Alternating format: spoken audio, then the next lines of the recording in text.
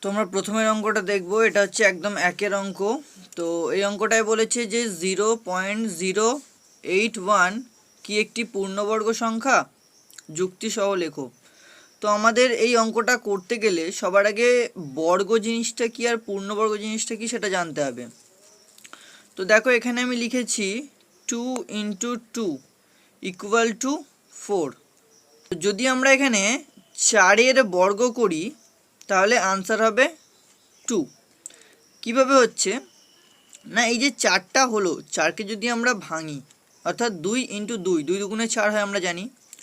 তো যদি কোনো একটি সংখ্যাকে যদি একই রকম দুটি সংখ্যা দিয়ে গুণ করলে পাওয়া যায়, মানে 4কে আমরা পেয়েছি দুটো 2 দিয়ে গুণ করে, তো ওই দুটো 2-এর মধ্যে যে কোনো একটা হচ্ছে এই 4-এর বর্গমূল। ঠিক আছে, তো তাহলে এই এই সংখ্যাগুলো থেকে হয়েছে, তাহলে এটা হচ্ছে এর বর্গমূল। এবার এই যদি শুধু 4টা দিয়ে দেয় তাহলে 4কে যদি আমরা বর্গ করি তাহলে সেখান থেকে 4 থেকে আমরা আবার 2 পাবো, অর্থাৎ কি এই সংখ্যাটাকে আমরা বর্গ করতে পারছি। সেই হিসেবে এই সংখ্যাটাকে আমরা বলবো একটি পূর্ণবর্গ সংখ্যা। তো আমাদের এখানে দিয়েছে যে এই যে 0.081 এটা কি পূর্ণবর্গ সংখ্যা হবে? তো এটা আমাদেরকে বর্গ করে দেখতে হবে। তবে এটাকে আমরা বর্গ করব 0.081। তো দেখো এটায় দশমিক ছিল না তাই হিসাবে সুবিধা হলো। তো এটা দশমিক যেহেতু আছে, তো আমরা যদি দশমিক তুলে বর্গটা করি তাহলে কিন্তু আমাদের কাজ অনেক সুবিধা হবে, মানে বুঝতে খুব সহজেই আমরা পারবো। তো দশমিক না তুলেও করতে পারি, কিন্তু আমি দশমিক তুলে তোমাদের দেখাচ্ছি, তাহলে অঙ্কটা তোমাদের করতে অনেকটা সুবিধা হবে। তো এটা দশমিক তুলতে গেলে কী করব, এটাকে আমাদের বর্গের ঘরের ভেতরেই রাখতে হবে। একটা বাইট আনবো, বাইয়ের উপরে 0.81 লিখলাম। এবার এই যে দশমিকটা এখানে যে ছিল, এই দশমিকটা তুলে দেওয়ার জন্য দশমিকের বদলে নিচে 1 বসাবো। দশমিকের পরে 1, 2, 3টে সংখ্যা আছে তাই 3টে 0 বসাবো। তো এই পর্যন্ত আমরা প্রত্যেকেই জানি। তো এবার কি করব, এটাকে ভাগ করব, মানে এটাকে বর্গমূল করব। তো বর্গমূল করার যে নিয়ম আছে আমরা এখানে রাফেতে বর্গমূলটা করে দিচ্ছি।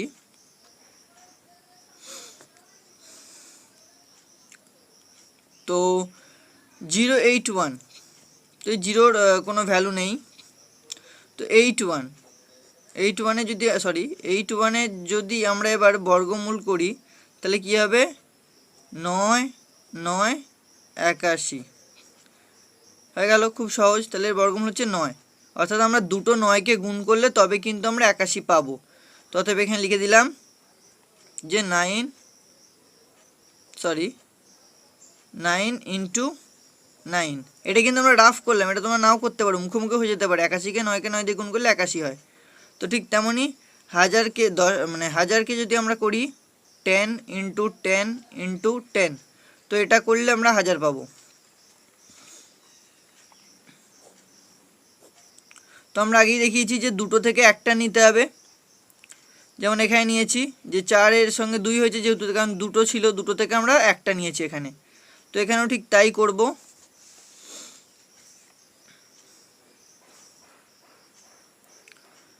9 দুটোর জন্য একটা নিলাম, আর একটা যেহেতু এক্সট্রা থাকলো সেই হিসেবে √10 লিখে দিলাম। তাহলে দেখো এটা কিন্তু কমপ্লিট হলো না, এখানে ইনকমপ্লিট রয়ে গেল। তো যেহেতু এটা ইনকমপ্লিট রয়ে গেল তাহলে এই সংখ্যাটা কোনো অংশেই কিন্তু পূর্ণবর্গ সংখ্যা হবে না। কিন্তু এখানে একটা যুক্তি লিখতে বলেছে, তোমাদেরকে এবার আমরা যুক্তিটাও দেখে নেবো যে এখানে যুক্তিটা কি হবে। তো দেখো আমি মোটামুটি একটা যুক্তি তৈরি করেছি যে 0.081 সংখ্যাটি পূর্ণবর্গ সংখ্যা নয়, কারণ 0.081 সংখ্যাটিকে বর্গমূল করা যায় না। তোমরা প্রত্যেকেই দেখলে এটাকে বর্গমূল করা গেল না।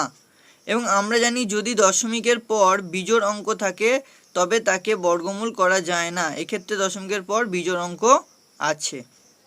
তো এই অঙ্কটা আমাদের ক্লিয়ার হয়ে গেল। এবার চলে যাব নেক্সট অঙ্কতে। তো এই অঙ্কটা দেখো এখানে বলেছে যে 4.41 এর বর্গমূল কত। তো আমরা এখানে আগেই বর্গমূল করা দেখেছি, তো এখানে সেটার বর্গমূল করে দেবো 4.41 এটাকে আমরা রুট ওভারের মধ্যে রাখবো। তো এবার এই ভেতরে দশমিকটা রেখেও করতে পারি, দশমিকটা তুলেও করতে পারি। দশমিকটা তুলে করলে আমাদের অনেক সুবিধা হবে, তো সেই হিসেবে আমরা এইটাকেই দশমিক তুলেই করব। তো এটা বাইটা আনলাম 4.41, দশমিকটা তুলে দিলাম। দশমিকটা তুলে দেওয়ার জন্য নিচে 1 বসলো, দশমিকের পরে দুটো সংখ্যা আছে তাই দুটো শূন্য বসে গেল। তো এই যে 441কে আমরা এবার বর্গমূল করে দেখব রাফেতে। 441, তো পেছন দিকে দুটো নিতে হবে। তো প্রথমে আমি একটা নিচ্ছি, মানে শেষের দিকে দুটো করে সংখ্যা নামাতে হয়। তো ফার্স্টে একটা, তো 2 দুগুণে 4 দেখতে পাচ্ছ। তো এবার বর্গমূলের ক্ষেত্রে একসঙ্গে দুটো করে সংখ্যা নামবে। এবার এখানে আরও একটা মজাদার বিষয় আছে। তো এখানে যে অঙ্কটা হবে অর্থাৎ 2, মানে যে নাম্বারটা বেরোবে সেই 2টা, সেই 2-এর ডবল এখানে বসাতে হবে। 2-এর ডবল হচ্ছে 4। এবার আমরা এখানে এমন একটা সংখ্যা দিয়ে গুণ করব, মানে এইখানে যে সংখ্যাটা লিখব সেই সংখ্যাটাও এখানে লিখতে হবে, দিয়ে সেই সংখ্যাটার সঙ্গে গুণ করতে হবে। সাপোজ এখানে আমি 1 বসালাম, অতএব এর সঙ্গে 1ই আমাকে গুণ করতে হবে। তো 1 1-কে 1 আর 4 1-কে 4, 41 হলো। আমি এটা এখানে করে দেখালাম, এটা রাফ যেহেতু সেহেতু করে দেখালাম। তোমরা এটাকে মানে করবে না, এটা সাইডে করবে, আমি বোঝানোর জন্য এখানটা করে দেখালাম। তো দেখতে পাচ্ছ এখানে আমি 1 নিয়েছি, তাই 1-এর সঙ্গে গুণ করেছি, আর এখানেও সেই 1টাকে বসিয়ে দিলাম। তাহলে কি হলো, 41 1-কে 41 মিলে গেল। যদি না মেলে তাহলে কিন্তু এটা পূর্ণবর্গ অর্থাৎ বর্গমূল করা, মানে পূর্ণবর্গ সংখ্যা হবে না, অর্থাৎ বর্গমূল করা যাবে না। তো যেহেতু মিলে গেছে সেহেতু এখানে কত হয়েছে 21। তো অর্থাৎ দুটো 21 গুণ করে তবে আমরা এটা পাবো। তো সমান চিহ্ন রুট ওভার 21 ইন্টু 21, নিচে 100কে আমরা জানি 10 10-এ 100, 10 ইন্টু 10। তো এবার দুটোর বদলে একটা নেব, আর সেই তার বদলে রুটটা উঠে যাবে। বা আমি আরেকটা জিনিস দেখিয়ে দিচ্ছি, যেখানে দুটো একই সংখ্যা দিয়ে গুণ করতে হয় সেটাকে বলে স্কোয়ার। যেমন ধরো a ইন্টু a সমান সমান কিন্তু a স্কোয়ার। তো তেমনই 21 ইন্টু 21 ইকুয়াল টু 21 স্কোয়ার। তো এটাকে আমরা এইভাবেও লিখতে পারি যে 21 স্কোয়ার বাই 10 স্কোয়ার, আর এখানে রুট ওভার। তো রুটের সঙ্গে সঙ্গেই দুটো স্কোয়ারও উধাও হয়ে যাবে, তো হয়ে যাবে 21/10। আবার এটাকে আমরা হয়ে গেল 21/10, এটাকে আমরা আবার ভাগ করে দেখিয়ে দেবো। তো এই ধরনের ভাগ খুবই ইজি। তো যেহেতু 10 দিয়ে ভাগ করতে হবে, তাহলে এটাও হবে রাফেতেই 21, 10 দুগুণে 20, 1 নামলো, দশমিক বসিয়ে 0, 10 1-কে 10। তাহলে এখানে হলো 2.1, বা 10 দিয়ে ভাগ করলে একটার পরে দশমিক বসিয়ে দেয়, তাহলে এখানে উত্তর হয়ে গেল 2.1। তো এবার আমরা 3 অঙ্কটা দেখে নেব। মান নির্ণয় করো 1.21 plus root over 0.64 root over 2.89। তো ফার্স্টে আমাদের রুটগুলোকে ভাঙতে হবে। রুট ভাঙার প্রসেস আমরা আগেরটাই দেখেছি, তো দেখে নিই একবার। রুট ওভার 121 বাই দশমিকের জন্য 1, দুটো সংখ্যা আছে তাই দুটো শূন্য। এবার বাকি নিয়ম আমরা জানি যে 121কে ভাঙলে 11 গুণ 11, তো রুট তুলে দিয়ে, তো 11 গুণ 11 মানে 11 ইন্টু 11 বাই 10 ইন্টু 10 দিয়ে রুট ওভার দিয়ে পরের লাইনে 11/10, এটা হচ্ছে নিয়ম। তো এইভাবে আমরা বাকি দুটোকেও করে নেব।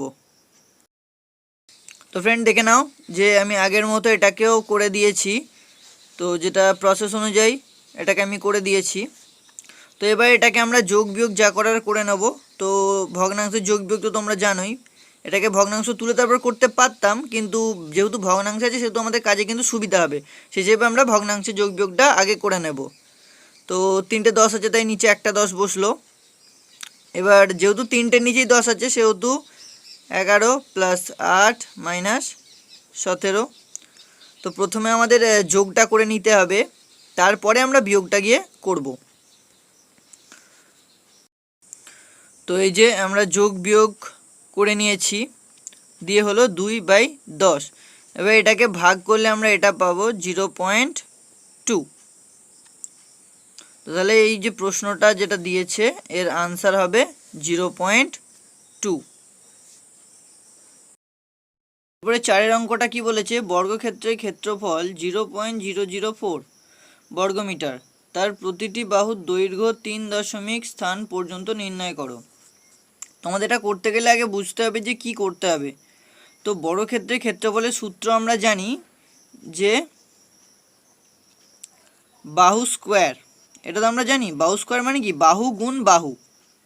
তো যদি আমরা অর্থাৎ কি রুট, মানে স্কোয়ার অ্যাকচুয়ালি হচ্ছে স্কোয়ারের ভ্যালু তো রুটই। তো যদি আমরা এই রুট করি অর্থাৎ বর্গমূল করি তাহলে কিন্তু আমরা আনসার পেয়ে যাব। এবার বলেছে 3 স্থান পর্যন্ত নির্ণয় করতে বলেছে। তার কারণ কি না, এটা বর্গমূল যে আমরা করব এর অনেক উত্তর বেরিয়েই যাবে।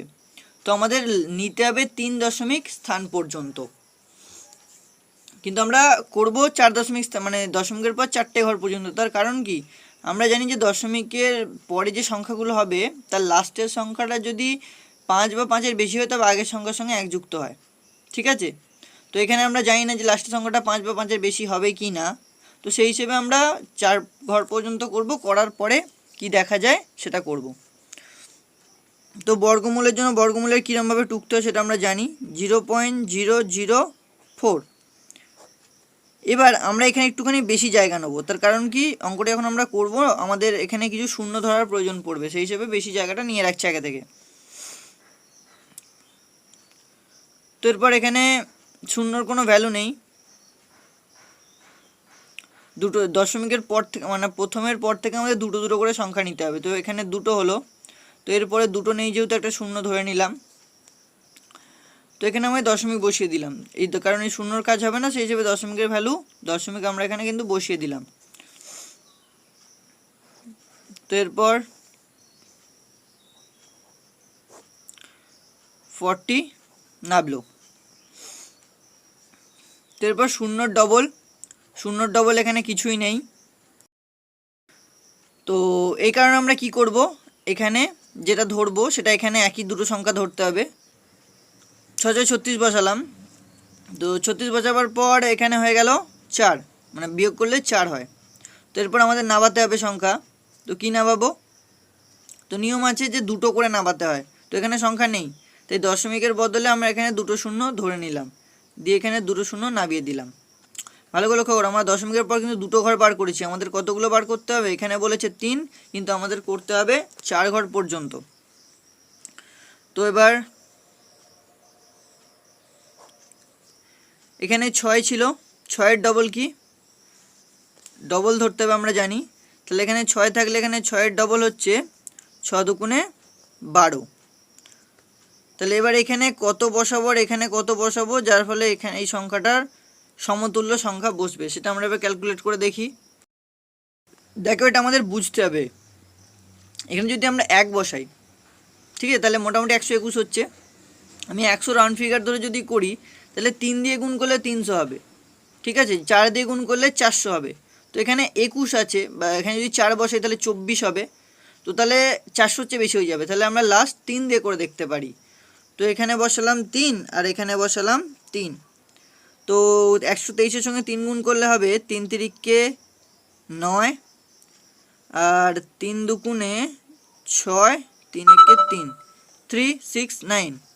তো এবার এটাকে আমরা বিয়োগ করব, বিয়োগ করলে হবে 10 করে 9 1, এখান থেকে নিলে থাকে 9, 9 থেকে 6 বাদ দিলে হবে 3 31, 31। আবার সে একই নিয়ম, দুটো শূন্য নামাতে হবে, তো এখানে নেই যেহেতু আমরা দুটো শূন্যকে এখানে ধরে নেব। তো ধরে নেওয়ার জন্য দুটো শূন্য নামালাম। তো এখানে 63 ডবল 126 হয়েছে, 126। তো এবার এখানে আমার একটা সংখ্যা বসাতে হবে, সেই সংখ্যাটা এখানে বসাতে হবে, বসিয়ে গুণ করে এখানে তার উত্তরটা হবে। তো এবার আমরা এটাকে গুণ করব। তো এখানে কত এমন বসালে আর এখানে বসালে এই সংখ্যাটার সঙ্গে ঠিকঠাকভাবে বসবে সেটা আমরা এবার দেখব। তো ফ্রেন্ড এটাকে আমরা 2 দিয়ে গুণ করতে পারি। তো এখানে 2 আর এখানেও আমরা 2 বসিয়ে দিলাম। তো 2 দিয়ে গুণ করলে হবে 2 দুগুণে 4, 6 দুগুণে 12, 2 হাতে রইল 1, 2 দুগুণে 4 আর 1 5, 2 1 2। এটা এবার বিয়োগ করলে হবে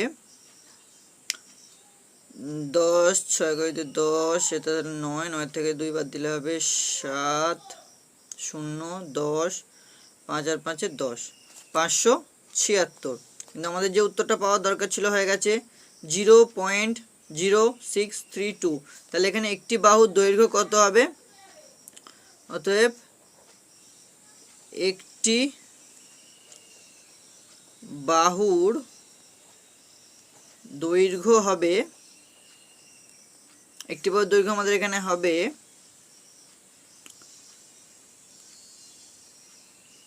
0.0632।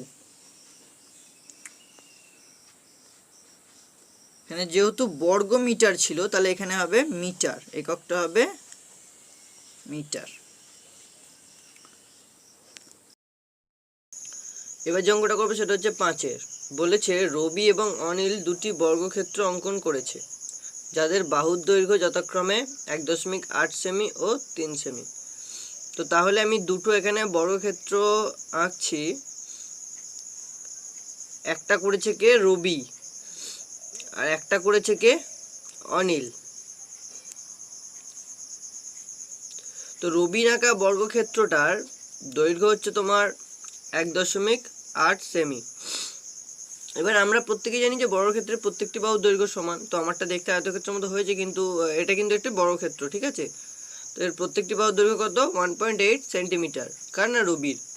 নেক্সট হচ্ছে অনিলের হচ্ছে 3 সেন্টিমিটার। তো এরপর বলেছে তাদের বন্ধু অসীমে এমন একটি বর্গক্ষেত্র তৈরি করলো যা ওই বর্গক্ষেত্র এবং রবিন আঁকা বর্গক্ষেত্রের ক্ষেত্রফলের সমষ্টির সমান। তার মানে তাদের আরেকটা বন্ধু আছে যার নাম হচ্ছে অসীম। তো এই যে বর্গক্ষেত্রটা অঙ্কন করলো সের মাপটা কিন্তু আমাদের বলেনি, শুধু বলেছে যে এই দুটো বর্গক্ষেত্র মানে অর্থাৎ এই যে বর্গক্ষেত্রটা আছে অনিলের যে বর্গক্ষেত্রের ক্ষেত্রফল হবে সেই ক্ষেত্রফলটাকে রবি আর অসীম এই দুটো বর্গক্ষেত্রকে যোগ করলে, মানে এই দুটোকে যদি আমরা যোগ করি তখন এর ফলটা হবে অসীম। তো আমাদের বার করতে হবে কি এটা। তো বলেছে এটা আমরা পড়ে নিলাম। এরপর দেখো অসীম যে বর্গক্ষেত্র অঙ্কন করলো তার প্রতিটি বাহুর দৈর্ঘ্য কত। তাহলে আমাকে এই যে অসীমের আঁকা বর্গক্ষেত্রটির প্রত্যেকটি বাহুর দৈর্ঘ্য বার করতে হবে। তো আমরা এখানে x ধরে কাজটা করব। তো এবার আমরা জানি না যে অসীম কতটা করেছে, তো তার জন্য আমাদের ধরে নিতে হবে। তাহলে আমরা ধরবো, বন্ধুরা দেখো আমরা ধরে নিয়েছি যে ধরি অসীমের আঁকা বর্গক্ষেত্রের একটি বাহুর দৈর্ঘ্য x সেন্টিমিটার। এরপর আমরা জানি যে বর্গক্ষেত্রর ক্ষেত্রফল বার করতে হবে। তো ক্ষেত্রফল বার করার সূত্র হচ্ছে যে বাহু স্কোয়ার। তো আমরা এবার সেটাকে সূত্রে ফেলবো। তো দেখো আমরা বার করে ফেলেছি অসীমের আঁকা বর্গক্ষেত্রের ক্ষেত্রফল বাহু স্কোয়ার। অতএব যেহেতু অসীমের আঁকা বর্গক্ষেত্রের একটি বাহুর দৈর্ঘ্য x, সেহেতু এটা হয়ে গেল x স্কোয়ার। এবার এইভাবে আমরা রবিরটাও বার করে নেব এবং অনিলেরটাও বার করে নেব। তো দেখো আমরা দুটো বার করে নিয়েছি। রবিরটা হচ্ছে 1.8 তার হোল স্কোয়ার, মানে 1.8 তার স্কোয়ার, আর এটা অনিলেরটা 3 স্কোয়ার। তো এবার দেখো আমরা তিনজনের বার করে নিয়েছি ক্ষেত্রফল। তো এবার এখানে একটা জিনিস বলেছিল আমাদের মাথায় আছে কি, দেখো যে বলেছে যে অসীম যে বর্গক্ষেত্রটা এঁকেছে সেটার ক্ষেত্রফল আর রবির আঁকা বর্গক্ষেত্রের ক্ষেত্রফলের দুটো যোগ করলে হবে অনিলের বর্গক্ষেত্রের ক্ষেত্রফল। তো এটা বার করার জন্য আমরা সেইভাবে একটা প্রশ্নানুসারে তৈরি করব।